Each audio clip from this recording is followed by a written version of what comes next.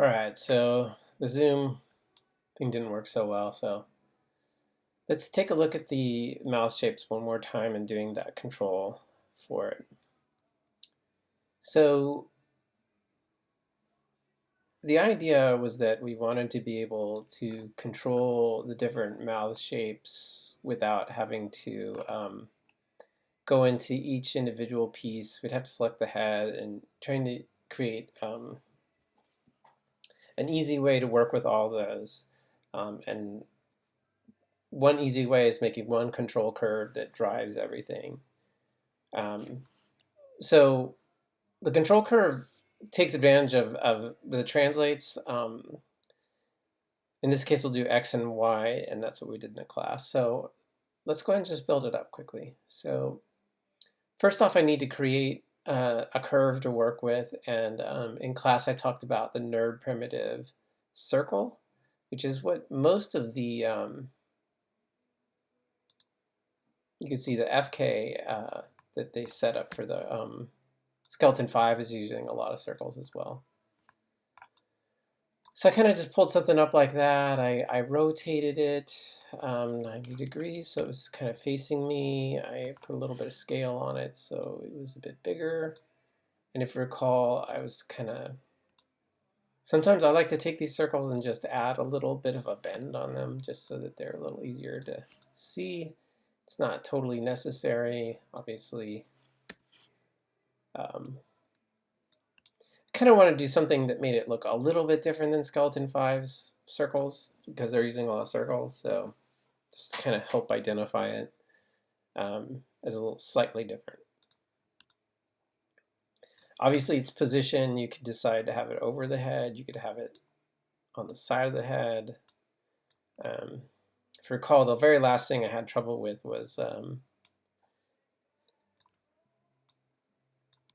parenting this, so that was kind of a bummer. It was a bit of a letdown, but maybe off to the side like that's kind of nice. Or where it was above the head was kind of nice also. I mean, it just sort of depends on what you like. Maybe for this one, I'll put it down here. Maybe.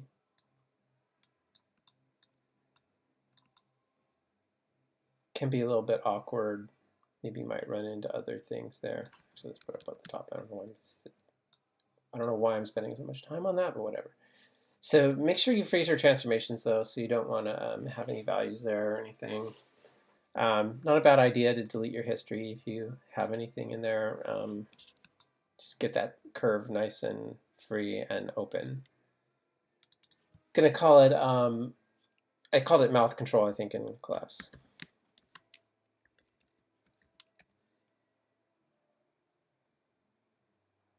Might have abbreviated that, but mouth control. So now we got our mouth control. Remember, we're going to use the Y handle and the X handle. So looking at this one more time, I feel like I'm maybe a little bit low. Let's, I want to be able to move that up and down and not lose it. So let's give a little bit of distance. There we go. So what are we actually controlling is going to be the blend shapes, but you know me, I kind of have a hard time typing and spelling everything the right way. So I always start by copying what my controller will be. So I was starting with X, translate X. So remember, in order to open up the expressions editor this way, you do need to have at least something selected, right? If you don't have an attribute, you won't see any expression there, right? So you have to have an attribute selected. So you have to have an object and attribute, then you can go to your expressions.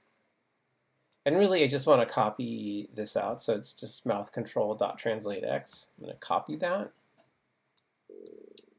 And then I'm going to select the head shape. This is the base head that has the blend shapes on it. Remember, it's a little bit challenging to get to this from here, so you have to click on the blend shape, which then shows it in the objects in terms of the selection. Then you can click on the blend shape. Then you can start picking out your different mouth shapes. So there is, I think there is a better order than some orders are better than others. So just, depending on how these things move with each other, I don't know them well enough to tell you the perfect order, but you might want to play around with the order here. And once you start getting the expression created, it's pretty easy just to change out the names and get them in different orders. But so I'm gonna start with this one. So just notice that it's got the semi or colon in there, and that's a pretty big one. That means that you're actually talking about a completely different model, right? So I'm gonna drag this down. So it's going to be the model blend shapes OO attribute, right,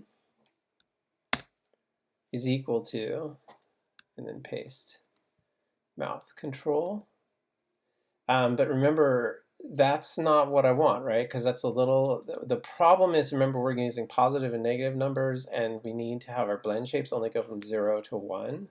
And that's when we took advantage of clamp. So let me take that out one more time. So I got a little bit ahead of myself.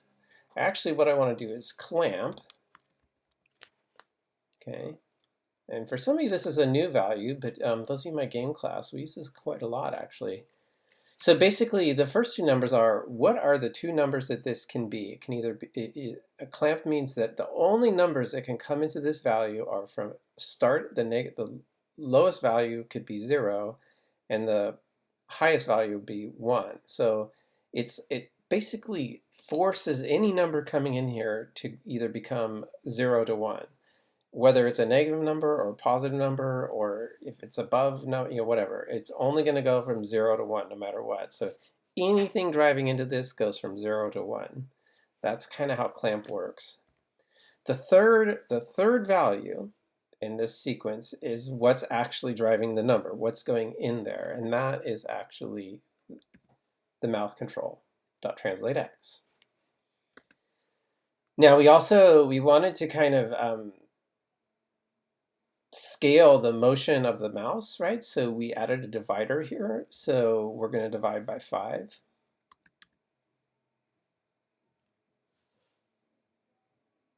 Which gives us a little bit more motion on our mouse.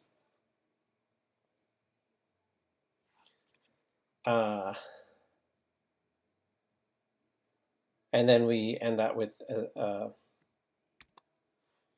what the heck is that? I put the semicolon before that. What is that called? That's not a parentheses.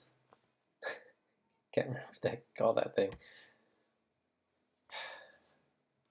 Bracket? No, it's not a bracket. Dang it, I can't remember what you call that. All right, well, it'll come to me in a bit. It's funny, it's not a bracket though, so don't get confused there. Just so you can see what I'm talking about.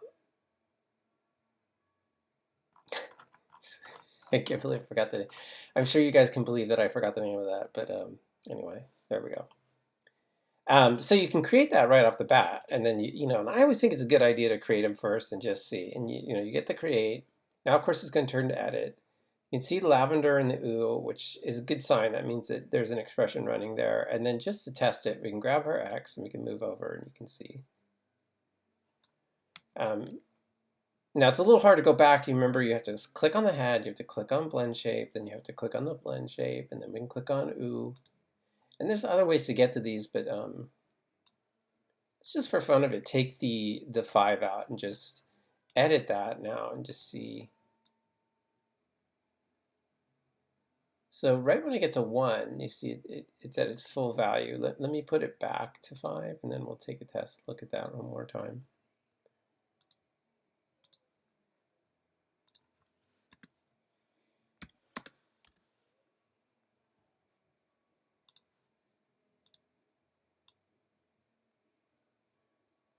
You see how I can go all the way to 5 now, and I have more. It can move the mouse a little bit more, and it's not as finely. Now I have a little more scale to the mouse, right? So when I get to 5, it's actually hitting the value 1, right? It's positive numbers, so that kind of makes sense when we do our negative numbers, though. You see how it won't do anything when it hits the negative numbers. So it's going below 0, so it doesn't do anything, right? So technically, if I bring this up to, let's put that up to 10, right? So So you can see why we're putting this number here. It's the whole point, right? So now if I move this over, you can see it takes it till 10. And I'm looking over here, you can see this, that once translate hits 10, I'm at the full value, which will be 1. So basically what this does is it just gives me more control over the mouth, and I don't have to move the mouse just a tiny amount. I can move the mouse now larger amounts, and I get a finer tune to it. So what the heck, we'll keep it at 10. Why not? Okay, gonna make sure I zero that out. Let's come back to the head and we'll complete the whole section now. So I guess I just want to make clear what we're doing right there, you know. Still want to know what that is. I can't believe I can't remember what that's called. But that's a 10, right? So I just, you know, sometimes you put those numbers in and be like, why did he put that number in there? You know, and it's really just about how far you want the mouse to move. The clamp and the 0, 1, I can see that being a little bit odd, but you know, remember, blend shapes only go from 0 to 1. A lot of things only go from 0 to 1. That's the definition of an alpha, right? So from here, it's really just copy and paste. And remember, we can put all this in the same attribute. We don't have to actually, you know, select E and then do it especially and then And you've seen me do that in other places, but here, you know, now you guys are getting more advanced. I'm just going to do it all right here. So I'm just going to select out this whole section. I'm going to copy this whole section. And then I'm going to paste it again. Now, I do need to change the names. I can't have this be the same value. That doesn't make sense. So I'm just going to pick E, right? So make sure it's everything has to be named the same, right? So a couple of you had that problem. Someone saw my M's and they thought I had 3 M's, if you recall, and it actually was 4, but it did look like 3. I agree with you. It did look like 4. Now this is translate X, but now this would be the exact same thing. So if I translated X, they would both happen at the same time. So the way we do this is we're going to put a negative number. So now when we're getting negative numbers running through there, it's going to drive the opposite direction, and we're going to get the negatives are going to drive the E, but always what comes out will be 0 to 1. That's the beauty of clamp. It's pretty neat how this works. I mean, it's pretty cool, quite frankly. I'm not gonna lie, I like it. So I'm gonna just select all that again. I'm gonna copy it,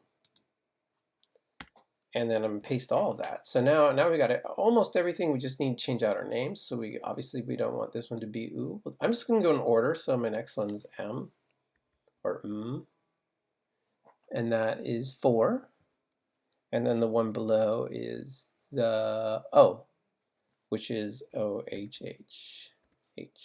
Okay. In my case, they all had 4 letters.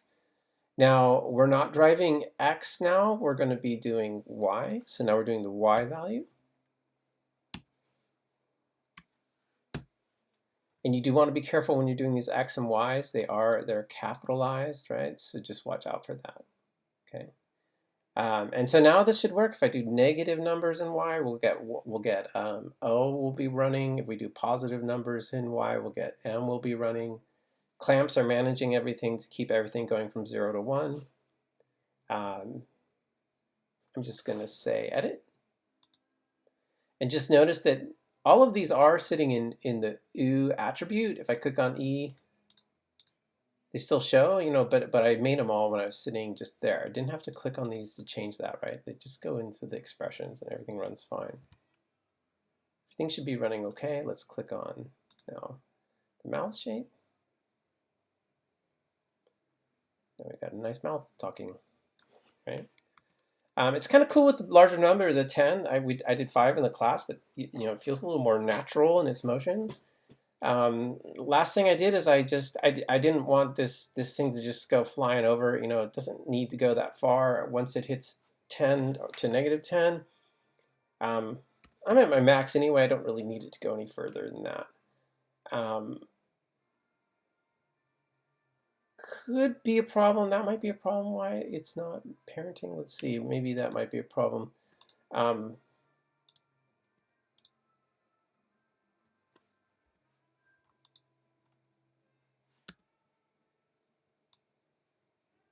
a weird gimbaling on this this character.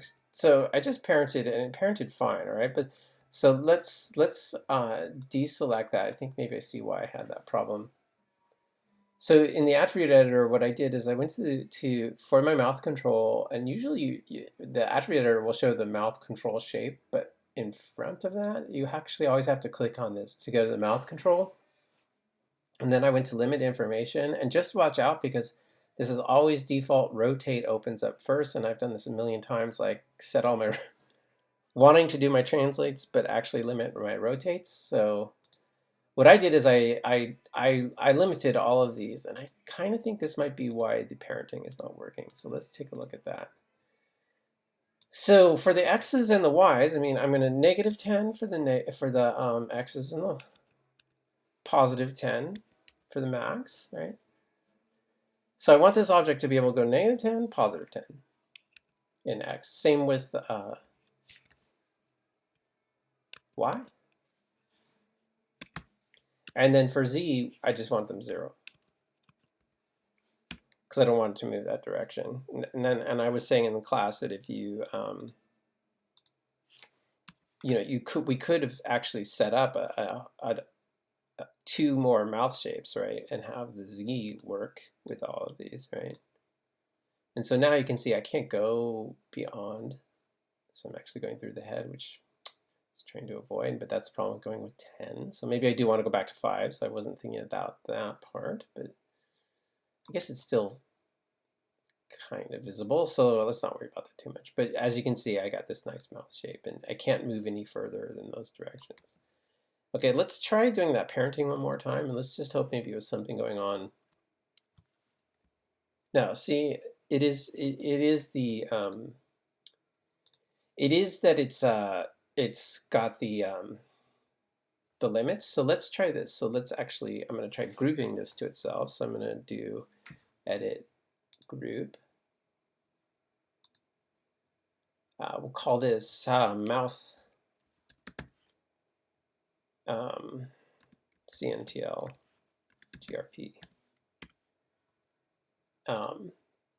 So I'll select my mouth CNTL GRP. So that has the mouth control inside of it. Let's do the group, and then we'll try and parent the group. Hopefully this will work. So far, so good. Okay, so now if I do a rotate, it's going to move with me. Okay. If I grab my mouth control, mouths are working fine. So yeah, it makes sense that the object's limited, so it can't move, right? That makes sense. It can't change its position. So the group can move now because it doesn't have limits, but and so it'll parent fine, but the mouth shape, the mouth control inside of it will be contained by the group, and it doesn't know it's actually moving again. So kind of the beauty of a group, right? So I guess last thing, just being kind of thoughtful for your animators, just lock anything that this doesn't do. So I would just lock out my rotates and my scales and my visibility, because I don't want those to be, I don't want keyframes on those, and I don't want any of that. Again, if you didn't like having that go through your head right there, although I think it's close enough that it's not so much of a problem. But if that were a problem, you could change that divider to, you can go into that. I have something selected, remember that expression, and for instance, we could go to 8.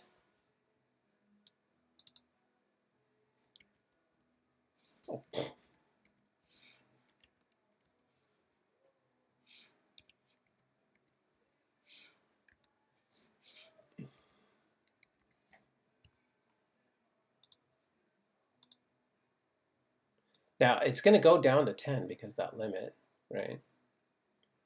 But you can see that I think when I hit 8, so I'd want to go into my limit.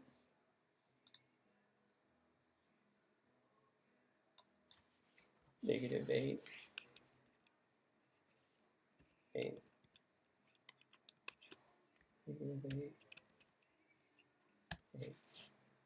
So it's totally editable, right? You can play around with that. And now it goes only that far, right?